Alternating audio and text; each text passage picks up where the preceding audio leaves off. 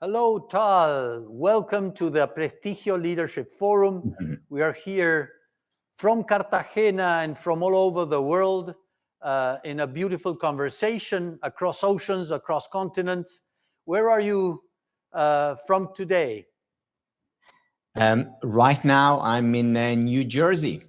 I wish I could be next to you, but this will have to do. Yes, New Jersey. Great. I lived there in Philadelphia, very close for a couple of years. Um, you're going to talk us about challenges of today with the pandemics, with the lockdowns, with the changes in the world of work, but from a perspective of the science of happiness. Is that so? It is indeed.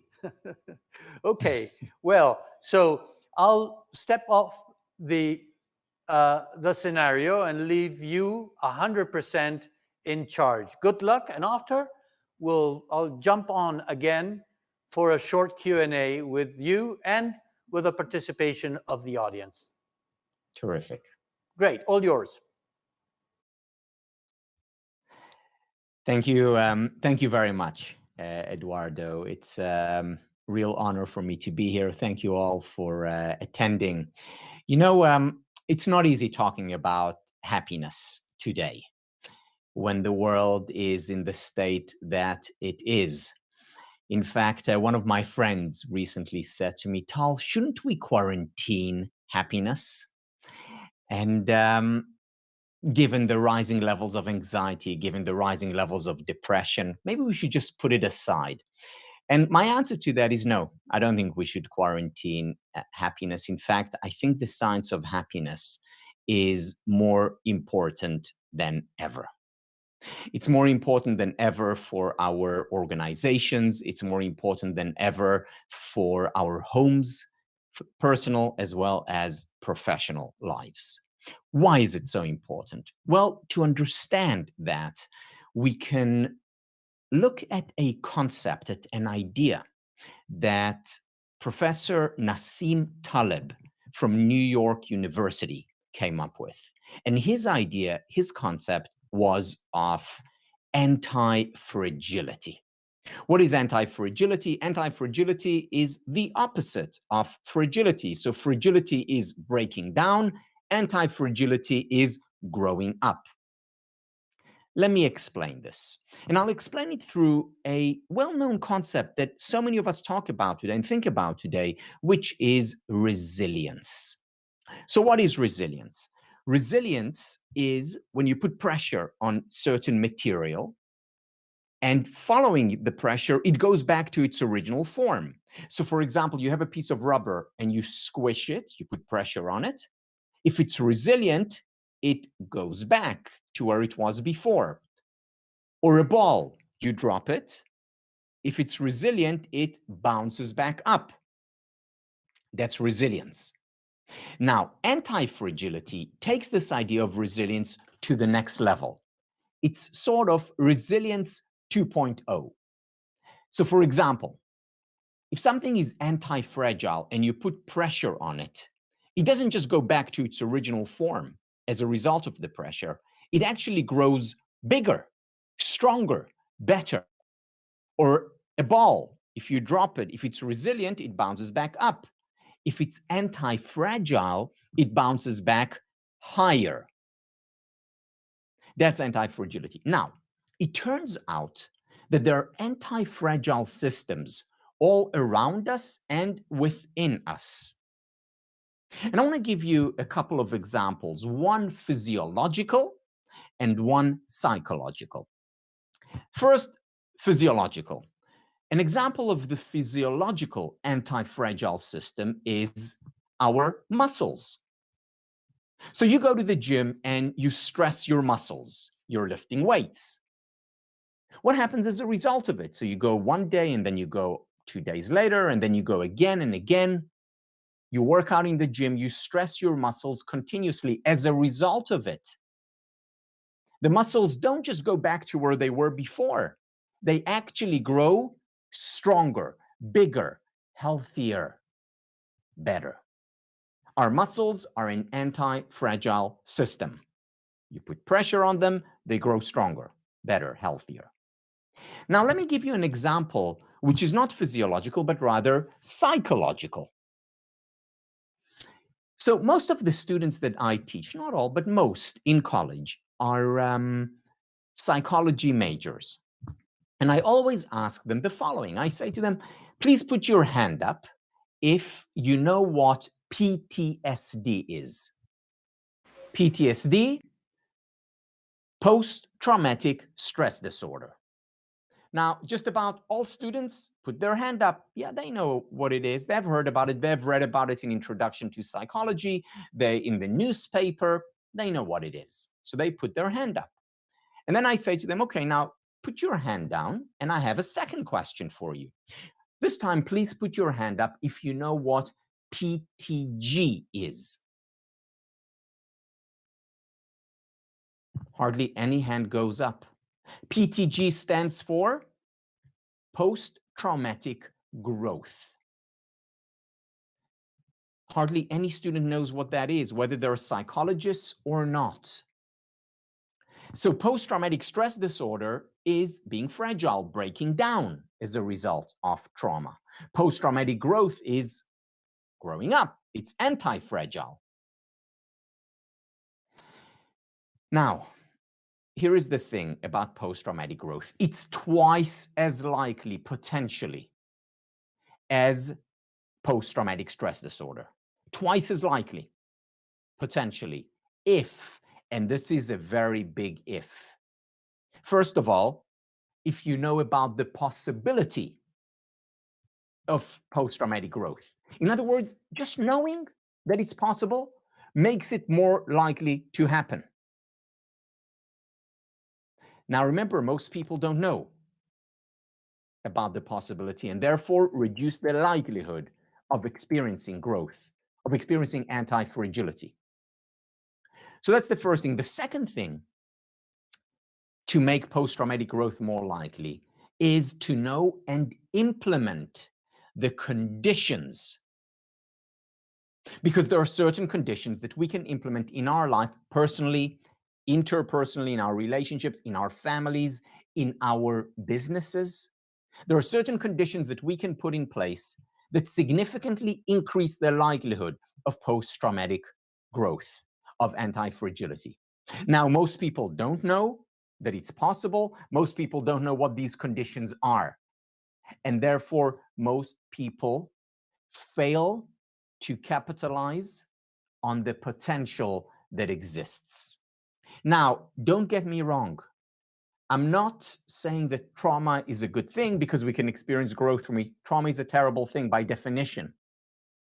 However, traumas happen. Right now, as a society, we're going through a trauma.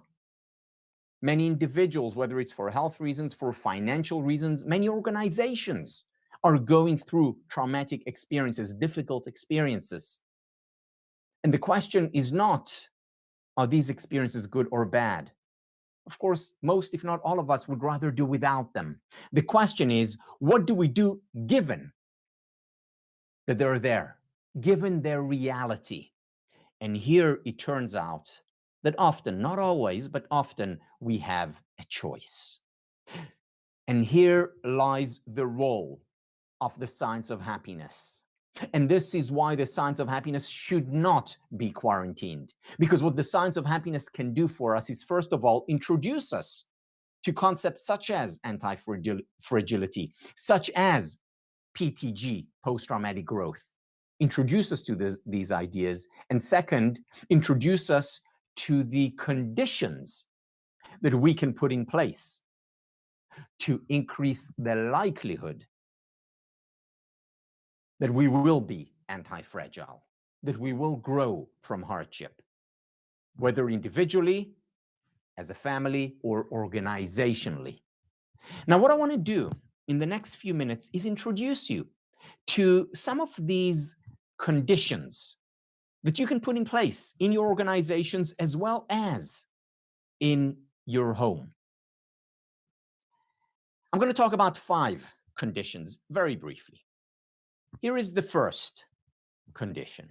The first condition has to do with being present. There is a great deal of research on the importance of mindfulness. Now, of course, we can experience mindfulness when we meditate or when we do yoga or qigong.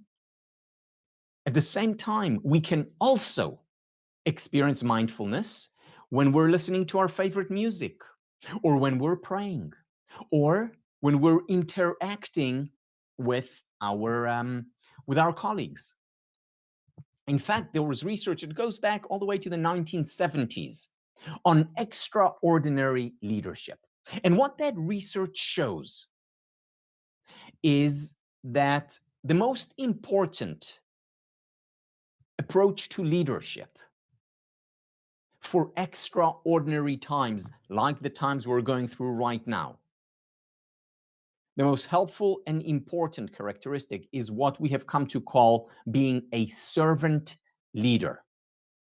Servant leader, person who serves, whether it's their employees, whether it's the customers.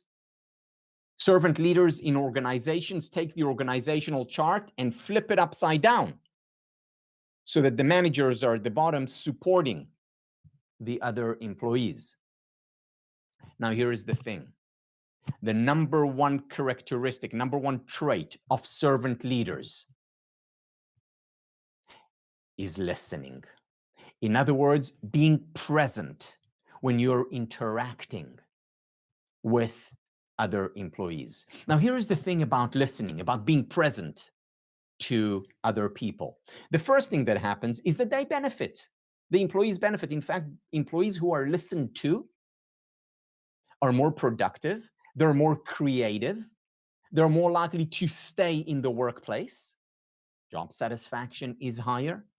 So there are all these benefits, not just to employees, also children who are listened to by their parents or teachers. They grow up to be more confident, more successful, as well as happier adults. So listening really benefits the other person. Listening also benefits the person who is doing the listening.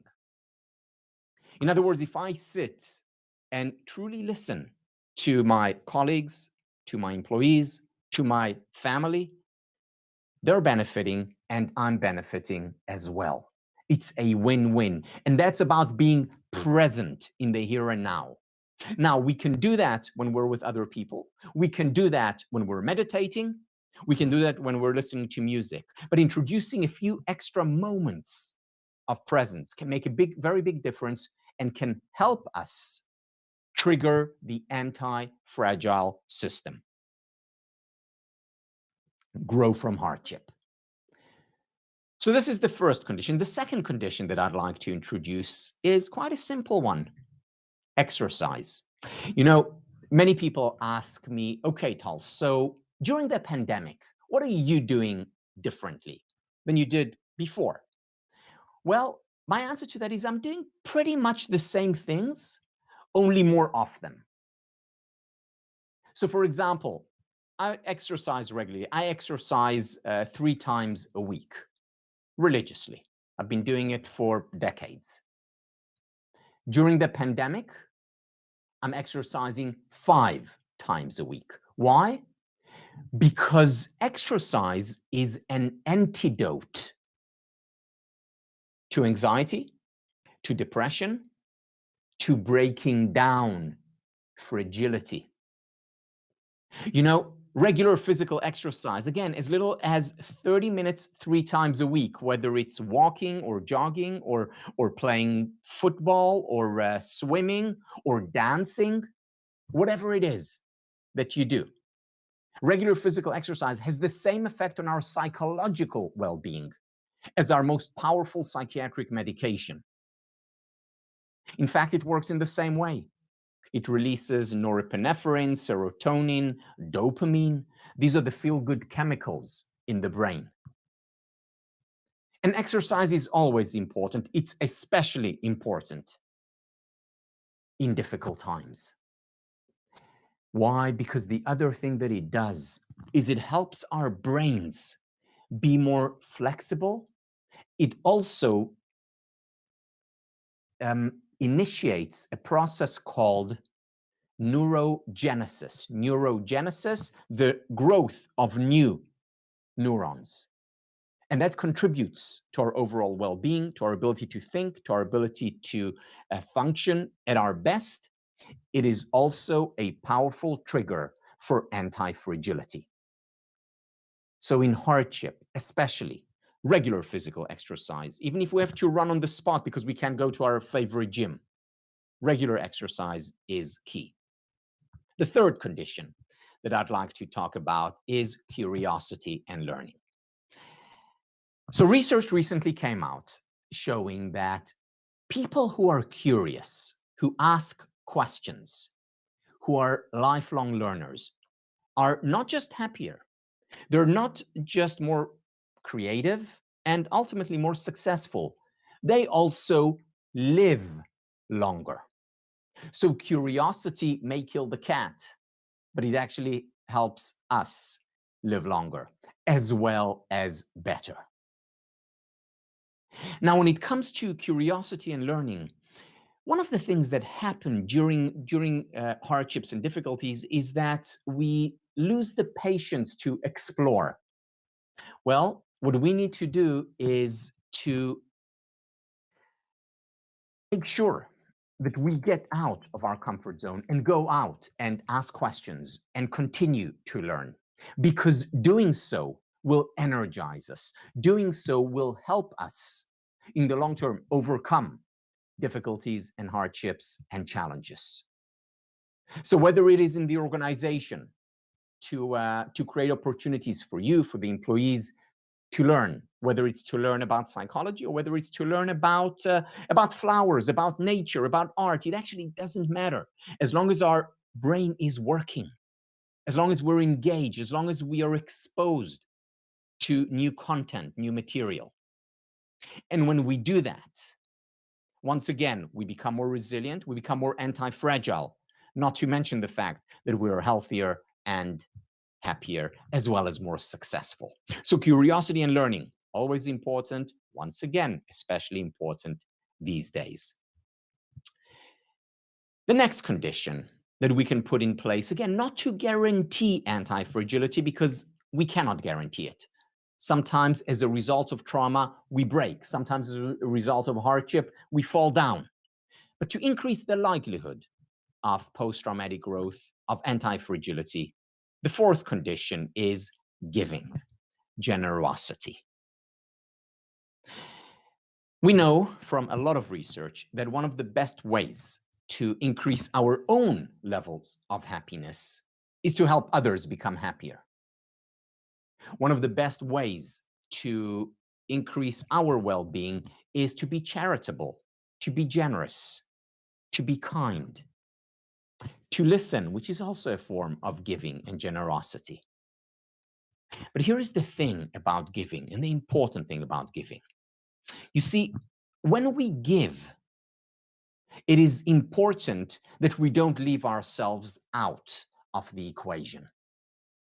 Because what a lot of research by Adam Grant and others shows is that when we only give others, when we neglect the self, we burn out, we break down. So this is important for service providers. And who are the service providers? Service providers are, you know, the managers who are serving their employees, parents who are serving their children. Whether you're a bank teller and you're serving your clients, we're all in some capacity serving others. We give, and that's a good thing. It's a good thing if we also couple it with giving ourselves, meaning we take care of others and we take care of ourselves. We put the oxygen mask on first so that we can put it on others as well. Two sides of the coin, and they have to go hand in hand. Because only giving others, that's not sustainable. Only giving the self, well, that's unhelpful, not to the world and not to ourselves. Because one of the best predictors of happiness is generosity is giving. It is also a trigger of anti-fragility. And the last condition that I want to talk about before we open it up for your questions is embracing emotions. You see, there is a common misconception of the science of happiness that the good life is a life when we're always happy, when we're always feeling good. At least that's the goal. Well, it's an unrealistic goal because sadness and anger and envy and frustration and anxiety, these are all natural human emotions. We all experience them. And what the research shows is that there is a paradox at play here. And the paradox is that when we reject painful emotions, these emotions intensify, they grow stronger. So if I say to myself, oh, Tal, you shouldn't be anxious, what immediately happens? Anxiety goes up. If I say to myself, Tal, you shouldn't be envious, not nice, what immediately happens? Envy goes up. Whereas when I embrace these emotions, whether embrace them by talking about them to people whom I trust, or writing about them in my journal, or whether I just cry and shed a tear and express these emotions, when I embrace my painful emotions, they actually do not overstay their welcome and they leave just as they came. Whereas rejecting them, not giving myself the permission to be human, when I reject them, that's when they grow and they intensify. So the first thing is embracing painful emotions, and the second is generating pleasurable emotions. And one of the most powerful triggers of anti-fragility, one of the most powerful generators of happiness, is cultivating the emotion of gratitude. People who express gratitude, for example, by writing, keeping a gratitude journal at night before they go to sleep, or going around the table, whether it's at home or in the workplace, and saying each one what they're grateful for. These individuals, these families, these organizations are not just happier, they also tend to be healthier, as well as more productive, more creative, more successful. So cultivating gratitude, cultivating appreciation is a good investment for the individual and for the organization. And I would like to end this brief presentation by expressing my gratitude to you. Thank you. Tal, really a huge applause through the internet. It's short, but so powerful. And many questions, many comments. When you said that knowing the possibility is key, I thought of optimist, and I had read that optimist had longer lives because you feel that there is always a possibility after that. So the importance of being an optimist. But my first question would be, at some point you mentioned choice. Because we hear this, so easy to understand, you're so clear.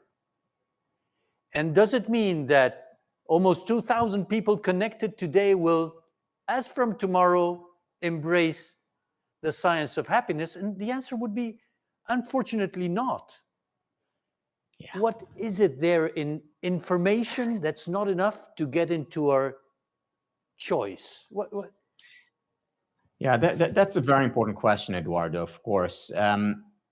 You know, here is the thing about choice. There are what I've come to call rhetorical choices in our life. Rhetorical choices are like rhetorical questions, where the answer is obvious, where the choice is obvious.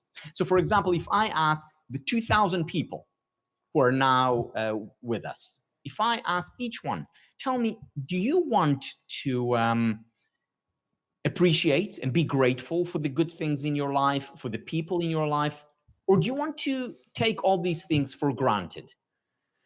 Every single one, I bet you, would say, yeah, of course I want to appreciate and be grateful for my loved ones, for food, for health, whatever it is. And yet, Most people, most of the time, take the good things in their lives for granted. In other words, we have a rhetorical choice. It's obvious what the right choice is, what the better choice is. And yet most people don't choose correctly. So we have a rhetorical choice. Now, what do we do about it? What we need to do is we need to create reminders around us, whether it's on our screensaver, whether it's on our smartphone, whether it's on the wall, whether it's wearing a bracelet that reminds us of something, to be grateful, for instance, or to be present, or to ask questions and be curious, or to be kind.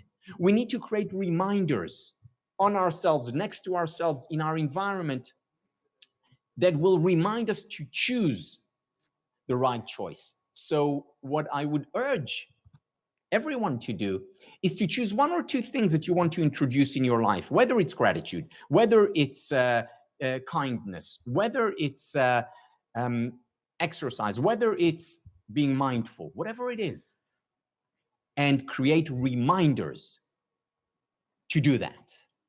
Again, whether it's electronic reminders, whether it's physical reminders, whether it's a wearable, it doesn't matter. But have those reminders so that you can choose appropriately. That's very interesting. I call that put these decisions in your agenda so that they pop up every now and then as a reminder. It also reminds me of some conversations we had a few years ago when we traveled across Latin America, and you said one of the things religions had right was to put a lot of reminders. Yeah. Is that so? And do you see the possibility of adding those reminders in the workplace? For example, should before every meeting start with some relaxed, deep breathing? Should we start with some of these reminders to help us bring presence, curiosity, or giving, or even embracing emotions? What are your thoughts on that and your experience? So absolutely yes. And here is the thing, when it comes to bringing about change, it turns out that philosophers had it wrong and theologians, religion, had it right. Philosophers like Socrates said that to know the good is to do the good. To know the good is to do the good. Well, unfortunately, Socrates was wrong. To know the good is not to do the good. But religion had it right. Religion understood that we need what I've come to call the 3 R's of change. What are the 3 R's? The 3 R's, the first R is for reminders. The second R is for repetition. The third R is for ritual. So take this idea and put it in the organization. You need a reminder in the organization. For example, every meeting starts with appreciating progress that we made during the week. And there's research showing that contributes to well-being, productivity, and creativity. Or a reminder to be present. And then through repetition, because we're reminded often, we create a ritual. What's a ritual? A ritual is when its behavior is embedded or an attitude is embedded in our neural pathways. Eduardo, many people ask me, Tal, so, you've written books and you have your ideas out there in the world. Why do you also have a year-long, program in happiness studies? And my answer is because just reading a book is not enough. And what we need is a process. Now, does that mean that only going through a year-long program, that's the only way to bring about change? Of course not. It just makes it easier, more accessible. But if we introduce the 3 R's into our life, into our organizations, then we can enjoy lasting change. And I would go further and say it's the only way we can bring about lasting change in our organizations, in our families, in our personal and professional lives. The 3 R's: reminders, repetition, so that we can create rituals. What a challenge. What a challenge. Because the decisions, the choices are what do we put inside those reminders, repetition, and rituals. Let us finish with a few comments on your own dream and purpose, that is to build this special studies on the science of happiness. Where are you now? Yeah, so if just 3 years ago, I co-founded the Happiness Studies Academy, which is about bringing happiness to life, making happiness accessible. And students who go through it do two things. First of all, they learn how to increase their own happiness. And second, they learn how to help others do the same. And when I say others, it could be, children, family, employees, organization, and society at large. So what my passion is taking evidence-based ideas, taking research, and making it accessible. An extra question on what is the evidence on the impact of happiness in organizational results, in businesses' bottom line. Yeah, Eduardo, if I come to an organization today and I tell them, I can come in and make your employees happier, most organizations, most senior managers would say, that's great. Why don't you come for our Christmas party? But if I share the research on the impact of happiness, showing that increasing levels of happiness contributes to productivity, to creativity, teamwork improves significantly in organizations that increase levels of happiness. And by the way, we're not talking about radical transformation here. Even small changes in happiness levels can make a very big, meaningful difference. Organizations where you increase levels of happiness, retention goes up, meaning employees are more likely to stay there. The bottom line is that happiness is a good investment. Happiness is a good thing in and of itself because, we all want to be happier. At the same time, happiness is also a good investment. It's a good investment for organizations, companies, businesses. It's a good investment for schools because students are not just happier, healthier, and better off psychologically, they also perform better. They get better grades. There's less violence and less bullying and better relationships. It's good for families. And going back to the highest level, it's also good for governments because investing in people's well-being, whether it's through education, whether it's through other programs, investing in people's well-being contributes to all these elements, including physical health, including performance, including well-being, including goodness. So bringing more happiness to the world doesn't just contribute to better health and to a happier world. It also contributes to a more moral, better world. Yes. That's such a powerful data-based message, really. And let me add to that, some companies have what they call a chief happiness officer. Do you believe that's one of the right ways to do that? Or should it be the CEO, the chief happiness officer, or every single one of them, the chief happiness officer? Yeah, look, I think it's great to have a chief happiness officer. Of course, what ultimately matters is what they do. So if a chief happiness officer indeed increases levels of awareness about well-being, brings in certain programs and creates reminders, repetition, and rituals that contribute to well-being, if there is education throughout the organization and the chief happiness officer integrates and orchestrates these programs, then it's a great thing. Just the name in and of itself, that's obviously not enough. So it's not enough to just say, okay, check, I have a chief happiness officer. I did my bit. There needs to be real commitment, obviously from the CHO, and real commitment from the CXOs, as well as from other employees around the organization. Thank you very much, Tal. Thank you very much indeed. Always learning a lot. What a great program we have to add something positive to the world, to become an agent of happiness change. Thank you very much once again, and I hope we'll be in touch soon. I look forward to it. Thank you very much, Eduardo, and thank you all. Great.